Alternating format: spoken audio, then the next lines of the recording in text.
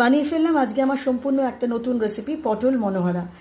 এটা খুব easy recipe, আপনাদেরকে বলছি। আপনারা কিন্তু বড় ভিডিওটা দেখবেন, স্কিপ না করে, তাও শর্টে আপনাদেরকে বলে দিচ্ছি।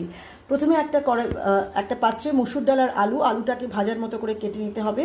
সেটাকে সেদ্ধ বসিয়েছিলাম, আর সেদ্ধর সময় আমি দিয়েছিলাম নুন, হলুদ, শুকনো লঙ্কার গুঁড়ো, জিরে গুঁড়ো, ধনে গুঁড়ো, আর দিয়েছিলাম লাল এভারেস্টের লাল মির্চের গুঁড়ো। আর আরেকটা জায়গায় পটলগুলোকে লাল লাল করে ভেজে তুলে নিয়েছিলাম। আমি 5টা পটল নিয়েছি, হাফ কাপ ডাল নিয়েছি এই পরিমাণে, আর একটা আলু নিয়েছি, আর টমেটো এখানে নিয়েছি আমি হাফ।